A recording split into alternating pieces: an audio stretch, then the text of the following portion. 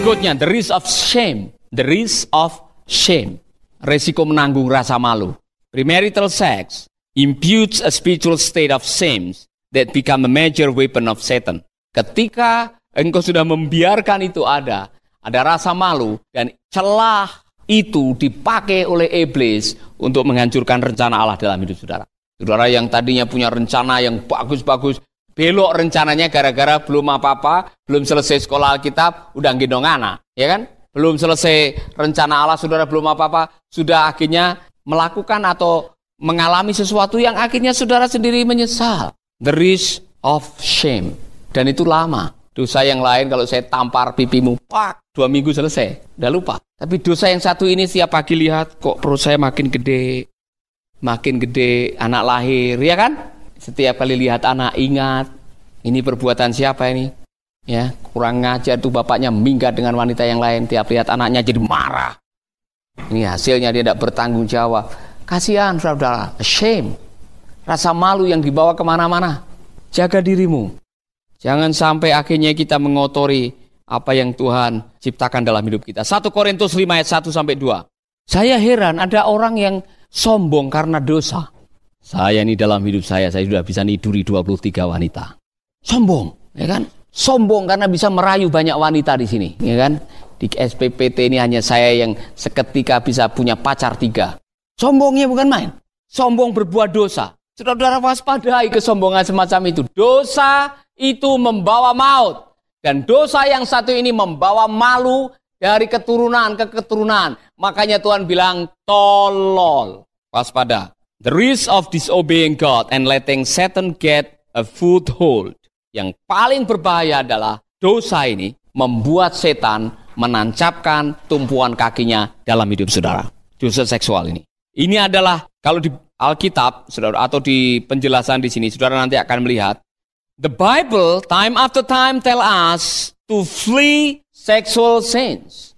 Alkitab berkali-kali mengatakan lari dari dosa yang satu ini seperti Yusuf. Lari dari cobaan yang satu ini. Hanya cobaan ini, kalau engkau tidak lari, engkau tidak akan pernah bertahan. Dengar baik-baik.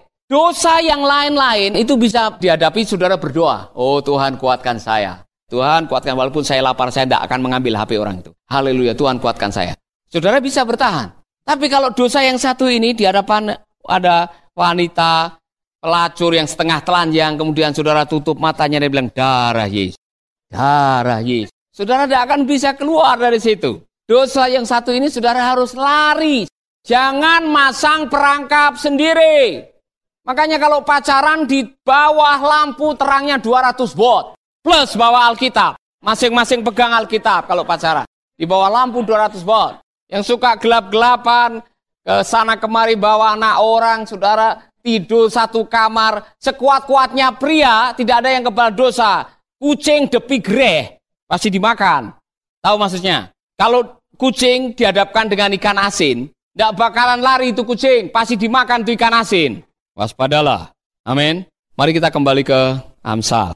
Saudara, mari kita membaca pasal 6. Lebih jelas lagi. 5, 6, 7, 8. Saudara baca Amsal ini untuk menjaga saudara. Secara khusus penulis Amsal memberikan porsi 3 pasal untuk menolong kita. Anakku, barangkali kau pernah berjanji kepada seseorang untuk menanggung utangnya. Dan boleh jadi kau telah terjerat oleh kata-katamu dan terjebak oleh janjimu sendiri. Kalau begitu anakku, engkau sudah berada dalam kekuasaan orang itu. Tetapi inilah caranya kau dapat lolos. Dan selanjutnya, ayat yang ke-26.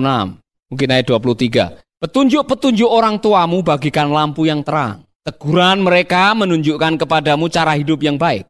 Dengan demikian engkau dijauhkan dari perempuan-perempuan nakal.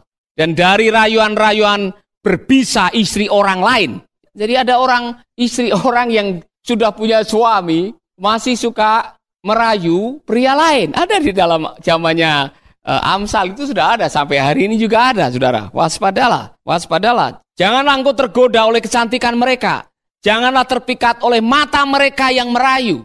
Waspadai kalau ada wanita suka kedip-kedip. Ya kan? Waktu ketemu dengan saudara suka main mata dengan saudara, waspadai itu. Dari situlah, ya kan? Pelacur dapat disewa seharga makanan sepiring, 50.000. Tetapi berzina dengan istri orang lain harus dibayar dengan nyawa. Dapatkah orang memangku api tanpa terbakar bajunya? Ayo kita coba sama-sama. Kita pangku itu bara api yang sedang menyala, taruh di celanamu. Terbakar itu celana, suara limbat. Dapatkah orang menginjak bara api tanpa terbakar kakinya? Mari kita praktekkan nanti. Kita lepas sepatu dan kaos kaki, kita jalan di atas bara api. Apa jadinya?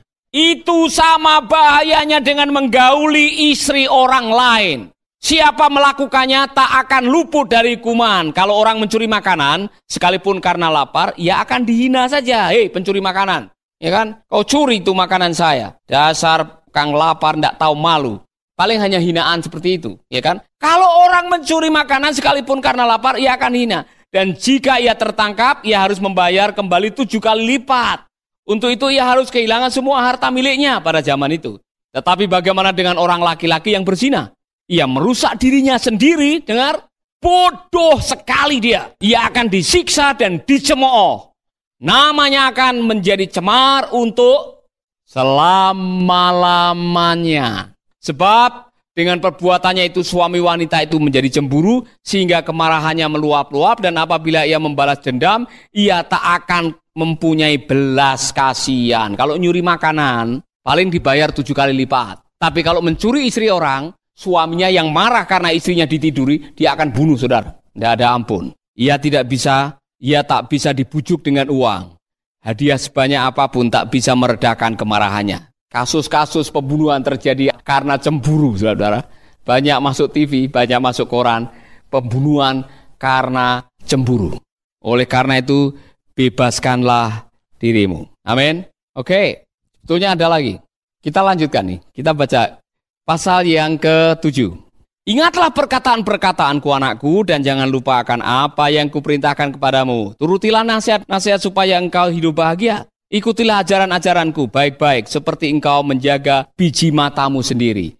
Ini artinya, ini semua Amsal ini adalah petunjuk, hikmat untuk hidup yang bisa membawa saudara kepada kebahagiaan. Melanggar berarti saudara tidak bahagia. Ingatlah selalu akan ajaran-ajaranku ini. Simpanlah di dalam hati sanubarimu. Anggaplah hikmat itu sebagai saudaramu dan pengetahuan sebagai sahabat karibmu. Hikmat akan menjauhkan engkau dari, sekali lagi, perempuan nakal. Saya tambah, pria nakal juga. Dari wanita yang memikat dengan kata-kata yang manis.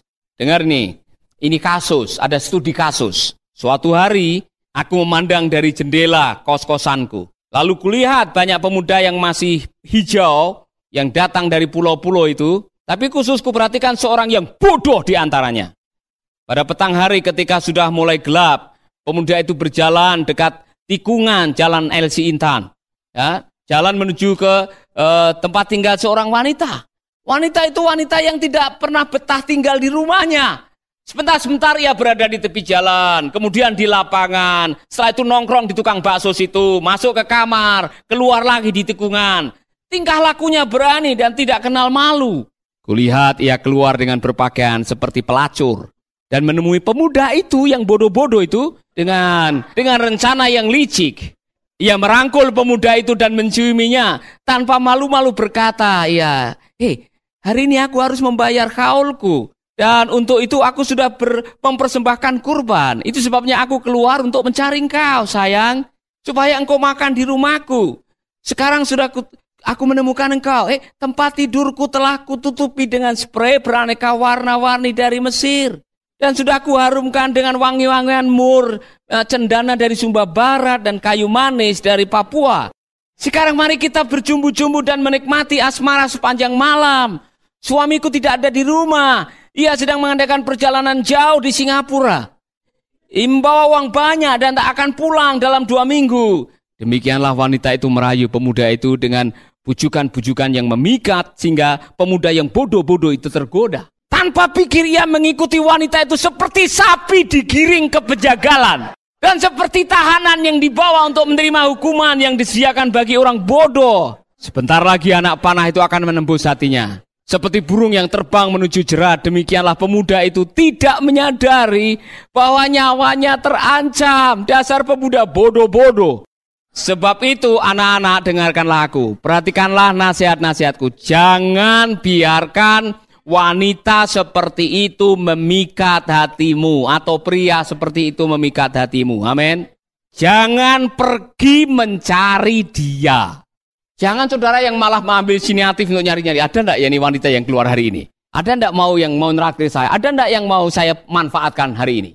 Waspadalah, saudara. Sebab ia sudah menghancurkan kehidupan banyak laki-laki. Bukan hanya yang bodoh itu, bukan hanya satu. Tiap hari pasti ada. Itu ada PSK yang tiap hari melayani 9 orang, maaf. Sekali main 50.000. Sebab ia sudah menghancurkan kehidupan banyak orang, banyak laki-laki. Tidak terhitung banyaknya yang binasa karena dia pergi ke rumahnya, berarti mengambil jalan pintas ke arah kematian. Bodoh. Dosa yang satu ini berkali-kali dibilang bodoh, tolol, bodoh, tolol. Maka jangan bermain-main dengan yang satu ini. Tapi sudah terjadi, Pak. Minta ampun kepada Tuhan, bereskan, jangan melakukan lagi. Sucikan hatimu dari pikiran-pikiran kotor. Jangan sok hebat, jangan sok luar biasa. Ya kan? Oh iya Pak, yang penting saya bisa bertanggung jawab nanti. Kalau dia hamil saya bisa tanggung anaknya dan sebagainya. Gajimu berapa? Jangan sok hebat. Itu anak orang yang datang ke sini mau jadi hamba Tuhan, mau melayani Tuhan. Jangan dibelokkan hanya rayuan-rayuan yang gombal. Bertobat. Amin. Mari kita berdoa. Tuhan, terima kasih untuk firman-Mu. Kemarin kami sudah diajar mengenai tinggal dalam hadirat Tuhan dan mengalami penyertaan Tuhan. Kami tahu hanya dosa yang membuat Engkau tidak bisa menyertai. Dosa telah menjauhkan hubungan, dosa memutus komunikasi, dosa menjauhkan Adam dari Allah. Dosalah yang membuat mereka terusir dari Taman Eden, terusir dari hadirat Tuhan. Tuhan tolong kami, supaya kami bisa menjadi orang-orang yang menjaga kesucian, menjaga hidup kami, menjaga pernikahan kami, menjaga masa depan kami. Dan jauhkanlah kami dari dosa seksual yang merusak tubuh kami, merusak pernikahan kami, merusak anak-anak kami, merusak generasi yang berikutnya. Di dalam nama Yesus kami berdoa. Amin, amin. Tuhan berkati saudara-saudara. Sahabat, Anda baru saja mendengarkan program Making Life Better. Hubungi kami di 0811-3901-144 atau 0811-3901-140.